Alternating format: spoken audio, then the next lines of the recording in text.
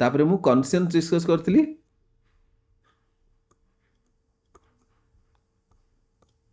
Yes, sir. Okay conscious माने कौन कहितली विवेक बोली कहितली और बेटर इंग्लिश रे कौन कहितली Internal moral compass. Yes internal moral compass ठीक अछि एटा माइंड रे आसीबा कथा कॉन्शियस कहिले इंटरनल मोरल कंपास आसीबा कथा आज आमे सेही कॉन्शियस रिलेटेड ही आ गोटे टर्म रो ही स्टार्ट करिबा और सेहीटा हला कोन क्राइसिस ऑफ कॉन्शियस काली कहितली एटा करबी बोली Sir. क्राइसिस ऑफ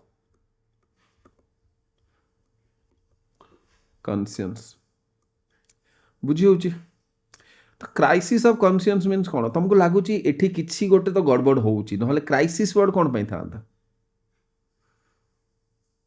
बुझी होची तो किसी तो ना रु तो एमती जना पड़ी तो किसी तो गोटे गड़बड़ अच्छी तो ताहले गड़बड़ कौन अच्छी गड़बड़ कौन अच्छी आ गड़बड़ कौ लेवल रे अच्छी कॉन्शियस लेवल रे अच्छी तो गड़बड़टा इंटरनल एक्सटर्नल नुह crisis of conscious is totally Internal. Internal एबे आउ टिके डिटेल रे जानिबा बेले बेले कौन हुए ना एग्जांपल रे ही स्टार्ट करिबा ओके बेले बेले एमिति भी किसी जिनिस हमको करबा पई पड़े जो जिनिस हमें एक्चुअली चाहुनु करबा पई एमिति भी जिनिस बेले बेले हमको करबा पई पड़े ओके मे बी एमिति कहिबा कि यू नो सोसाइटी बाध्य कर दउची कि लेट्स से तुमको किए कंपेल करूची तो सेही जगह रे कोन ना तमरो कॉन्शियस गोटे कथा कहूची बट तमरो वर्क आउ गोटे जिनिस होउची बुझी होची मु कोन कहबा पई चाहूची Yes, sir. एमिति हुए ना नहीं बेले बेले Yes, sir. May be because of let's say you know family हे गला सोसाइटी हे गला किछि भी जिंस हला okay and this is the reason I hate this society मते सोसाइटी लोक मान प्रॉब्लम नहीं बट बहुत जिनस एमती अच्छी मुझे सब जिन कहे I am really frustrated with society so exactly so crisis of conscious means conscious level तमें जानिच गोटे जिनस तुम करवा कथा तमें जानिच you should go in this way but you are compelled तमें हेल्पलेस हो तुमको करने पड़ो यहाँ समस्ते हुंती इच एंड एव्री वन एमती सिचुएशन फेस करती लाइफ रे आ तमें एबे तुम लाइफ एमती कौन कह परिणत बयस you you are basically in a matured age तुम जो एज कहीं भी तुम भर 20 तले ना आउ 20 तले ना तुम तो डेफिनेटली एमती सिचुएशन देकी जाई ही थी तो क्राइसिस ऑफ कॉन्शियस माने हला कि एमिति गोटे सिचुएशन जो सिचुएशन रे तुम कॉन्शियस गोटे जिनस तुमको कहिथिबो करिया पई बट एक्चुअली तुम आउ गोटे जिनस करिया पई बाध्य होइथिबो जेमिति गोटे एग्जांपल नबा तो एग्जांपल रे हला कि सपोज तुम बिल्कुल भी करप्ट प्रैक्टिस को अलाउ करिया पई चाहुनो बट तुम ऑफिस से जो बाकी 5 जण अछंती ना they can make your life miserable okay जदि सेमाने चाहिए तुमर लाइफ को माइजरेबल बनै दे पारिबे इवन सेमाने तुमर तळुआ लो even they are even at a lower position than you they can also harm you बुझिएला तो तमे सेही जगह रे कोन करिवो जानिच this is wrong but still you have to do the corrupt practices और एटलिस्ट माने निजर कॉन्शियस को बाधा देकी निजर विवेक को बाधा देकी जो काम करा जाए ना सेहीटा एक्चुअली गोटे क्राइसिस ऑफ कॉन्शियस वाला सिचुएशन क्रिएट करे तमे चाहुन किछि भी करप्ट प्रैक्टिस से इन्वॉल्व होवा पई बट बाध्य तमे करिया पई बिकॉज तमर अलगा जिंस माने भी अछि तमर फैमिली भी अछि ना बुझी होछि ना नहीं यू हैव ए फैमिली आउ जेति की जण ए क्राइसिस ऑफ कॉन्शियस को हैंडल ठीक रे करंतिनी दीटा जिंस हबो either you will go mad or you'll never get happy in your life. Crisis of conscience is a crisis situation. And in this situation, basically, तमरा कौन होगा जो पीस ऑफ माइंड ना सेटा completely distorted हो तो टिके डेफिनेशन को एबे आसीबा आई होप ए एग्जांपल बुझी हला एबे टिके डेफिनेशन को आसीबा आहुरी भलो एग्जांपल देबी तो डेफिनेशन को आसीबा definition is basically crisis of conscious refers to internal discomfort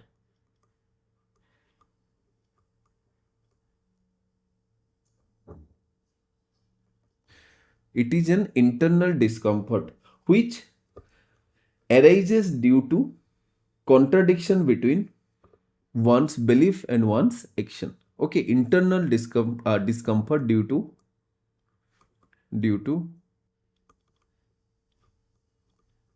contradiction between one's belief and action. Okay, one's belief and action. तो तमे जोटा बिलीव करूच that is different from what you are doing. Suppose तमे जानिच कि you should speak only truth but तमे because of some external pressure तमे मिछ कथा कहूच. So basically this is a contradiction. This will create some internal discomfort. मु जो वर्ड को अंडरलाइन करूची सेही वर्ड हला keyword. So crisis of conscious माने स्टार्टिंग करिवो this is an internal discomfort. एबे डेफिनेशन तमे कोन लेख मैटर करूनी बट एई सब वर्ड लेखिबो तो तमे बेटर एक्सप्रेस करि परिबो. Okay, to the point express करि परिबो. तो बेसिकली गोटे इंटरनल डिस्कम्फर्ट वाला सिचुएशन एटा जो सिचुएशन रे तम गोटे पर्सन रो बिलीफ आउ एक्शन कॉन्ट्राडिक्ट करिवो. मु कहूची मु बिलीव करूची एबे कोन एक्चुअली मनीषर कोन दीटा कॉन्ट्राडिक्ट करे. गोटे हला स्पीच आउ गोटे एक्शन. एटा डिफरेंट जिंस. जदि गोटे ह्यूमन बीइंग रो स्पीच आउ एक्शन कॉन्ट्राडिक्ट कला ताकू कोन कहा जाए? ताकू कहा जाए दोगला बोली. ओके, दोगलापन बुझी होची. ताकू कहा जाए दोगला, double standard. Are you getting? तो जदि तमे कहूच गोटे करूच गोटे that's a different thing. That is not crisis of conscious. It is contradiction between one's belief and action. जेतेले तमरा belief is something different and you are doing something different, then only crisis of conscience situation will arises. एटा तो internally peaceful situation. जेतेले तमरा तमे कहूच गोटे आ करूच गोटे एटा peaceful situation. This is not going to cause any internal discomfort. But if you are believe ଭାବୁଛ ଗୋଟେ କରୁଛ ଗୋଟେ yes ନା ନା ଭାବୁଛ ଗୋଟେ କରୁଛ ଗୋଟେ ସେଟା ଡିଫରେଣ୍ଟ ହେଉଛି. ମୁଁ କହୁଛି ତମେ ବିଲିଭ ଥିଙ୍କିଂ ଆଣ୍ଡ ଡୁଇଂ ସେଇଟା ନାହିଁ. ବିଲିଭ ତମର ବିଲିଫ ଏଇଟା କି this should be Don in this we. Okay, but ତମେ କରୁଛ ଗୋଟେ ବିକଜ ଅଫ୍ ସମ୍ କିଛି ମାନେ ଲେଟ୍ ସେ କିଛି ବି ଜିନିଷ ଏମିତି ହେଇଗଲା. ତ ଫର୍ଷ୍ଟ ଗୋଟେ ଆଉ ଗୋଟେ ବଢ଼ିଆ ଏକ୍ଜାମ୍ପଲ୍ ଦେଉଛି ହେଲା. ଏଇଟା ଚାରିଆଡ଼େ ତମକୁ ଏ ଏକ୍ଜାମ୍ପଲ୍ ମିଳିବ. ଯେଉଁ ଏକ୍ଜାମ୍ପଲ୍ ମୁଁ ବାହାରୁ କପି କରିଛି ସେଇ ଜିନିଷ କହିଦେଉଛି. ଓକେ, ସୋ ତାମାନେ ଆମ ସାର୍ ମାନେ ହେଲେ ଯେ ଆମ ହାର୍ଟ ଗୋଟେ କହୁଛି କିନ୍ତୁ ଆମକୁ ଜଣେ ବାଧ୍ୟ କରୁଛି ତମେ ଆଉ ଗୋଟେ କାମ କର. ହଁ, କିଛି because of some external factor you are doing something. ମୁଁ ତମକୁ ଗୋଟେ ଏକ୍ଜାମ୍ପଲ୍ ଦେଉଛି. ଯେତେବେଳେ ସୁଭାଷ ଚନ୍ଦ୍ର ବୋଷ ଓକେ ଯେତେବେଳେ ସର୍ଭିସ୍ ଜଏନ୍ କରିଥିଲେ ତ ସେ ଜାଣିଛନ୍ତି ତାଙ୍କର ବିଲିଫ୍ ଏଇଟା କି ସେମାନେ ଇଣ୍ଡିଆନ୍ ମାନଙ୍କୁ ବା ଇଣ୍ଡିଆନ୍ ସିଟିଜନ୍ ମାନଙ୍କର ସର୍ଭିସ୍ ପାଇଁ ଜଏନ୍ କରିଛନ୍ତି. ବଟ୍ ବ୍ରିଟିଶର ଗୁଡ଼ା ତାଙ୍କୁ କ'ଣ କରୁଥିଲେ? ଏକର୍ଡିଂ ଟୁ ବ୍ରିଟିଶର୍ସ ତାଙ୍କୁ କ'ଣ କୁହାହେଉଥିଲା? ସେ ଯାହା ବି ଏକ୍ସନ୍ ନେଉଥିଲେ ସେ ଏକ୍ସନ୍ ଗୁଡ଼ା ଆକ୍ଚୁଆଲି ଇଣ୍ଡିଆନ୍ ମାନଙ୍କ ଏଗେନଷ୍ଟରେ ଥିଲା.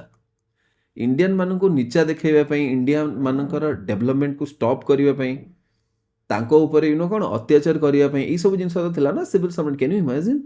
Civil servant in British Raj, the most powerful officer. आउ से सब कॉलोनियल माइंडसेट भी तो आज ही अच्छी. जो रॉयल एंट्री वीडियो गुड़ा तुम देखुच सिविल सर्वेंट मानकर सेटा एक्चुअली कौन कॉलोनियल माइंडसेट. जी जन I don't want to take the exact name but some Sunil Rawat. Okay, Sunil को रिप्लेस करदब. सो देखी वीडियो गुड़ा. Yes yes sir actually a doubts मोर केपेटू थिला मु गोटे क्वेश्चन पचारि परिबे. हां हां sure you can speak but ए विषय रे ही पचारिबो, अलगा को कांसेप्ट को हां हां हां सर ए रिलेटेड ए जो सुभाष चंद्र बोस को विषय रे कि से जेते बेले सिविल सर्वेंट पे प्रिपरेशन करिथिले से टाइम रे भी तो से देखि थिबे कि कलेक्टर माने केमती तांकर केमती शासन चलेइथिले. तो से सब देखि कि भी से सब प्रिपरेशन करले फिर भी ना ना से भाबुथिले ना, से भाबुथिले कि जाई कि से सब जिंस से देखिले कि मु कोन करि परिबी. He was a very learned person. तो से भाविले कि मु जदि एई पोजीशन को जीवी तो मो पाखरे डेफिनेटली बहुत सारा पावर आसीबो जेमिति एबे तमको लागुची sir. कि तमे जदि Yes, sir. Yes, तहसीलदार sir. हेई जीवो तमे पूरा एंटायर ब्लॉक को बहुत चेंज कर दे परिबो आ तम माइंड रे बिल्कुल भी आसुनी कि गोटे किछि गोटे पॉलिटिशियन बोली जणे अछि ओके मिनिस्टर बोली जणे अछि ओके Yes, sir. तम ऊपर आउ जणे Sir, डिस्ट्रिक्ट सेटा मैजिस्ट्रेट बोली जणे सर अछि सेटा आसे सर सेटा भी आसे कि एक्चुअली जेतु आमे भी जणक अंडर रे रहिबु तांको प्रेशर सहि कि भी हमको काम करबा को पड़िबो बट सेटा भी तो सुभाष चंद्र बोस देखिथिबे जानिथिबे कि हां मते भी प्रेशर से ना काम ना करबा को पड़िबो यू जेतु आर पढ़ी थिंकिंग तम अरे तमे बुझिबा पे चेष्टा करो सुभाष चंद्र बोस को एज रे क्लियर करथिले आ सेई एज रे कोन से एतिकी जिंस 23 years रे जानिथिले कोन सेतिकी सेतिकी तांकर एतिकी मैच्योरिटी थिला कि से सब जानिथिले कि ब्रिटिशर्स गुडा मते एमिति कहिबे सुभाष चंद्र बोस जो टाइम रे क्लियर करथिले ना सेते बेले ब्रिटिशर्स माननकु पूरा कंप्लीटली दे आर इविल बोली भाबी नथिले एबे सेते बेले डिबेट इटा चलथिला कि एक्चुअली एमाने सिविलाइज्ड करिया पे आछंती ना एक्चुअली इविल लोक बोली ब्रिटिशर्स माने सब बेले अच्छा इंडियन गवर्नमेंट माने इंडियन सिटीजन मानु कंफ्यूज करके रखुथिले से माने एटा कहउथिले ना we are here for your welfare बुझी होउची सेति yes पई तो drain of Yes, wealth sir. Theory आस्थिला तांको एक्सपोज करिवा पई कि you are not our well wishers are you getting तो जेतेबेले से Yes, भीतर sir. को गले सुभाष चंद्र बोस ना सेतेबेले जानिले कि एक्चुअली मु कोन करूची एटा I am not here sir to हमें I am not here to exploit Indians. I am here to provide my service for the upliftment of these Indians जो लोक मानकर बट इनफैक्ट से उल्टा काम कले तो सेई टाइम रे तांकर क्राइसिस ऑफ कॉन्शियंस हेइतला ओके सो एबे देखो yes sir. Crisis of conscience को आउ गोटे जिंस कुहा जाय कोन नोर डुअर स्प्लिट बोली नोर डुअर स्प्लिट बोली ओके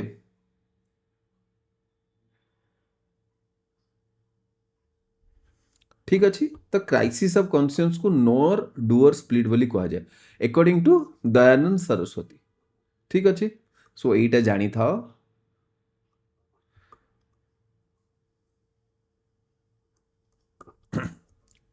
ठीक अच्छे तो यहाँ आम कनक्लूजन रे लिखि परिबा कि मे भी जदि नो डुअर स्प्लिट जदि आसीगला तुमको एमिति लागिबा कथा नुह कि एटा कौन गोटे आसीगला okay so this is all about crisis of conscience एबे एटा कहा जाए कि अशोका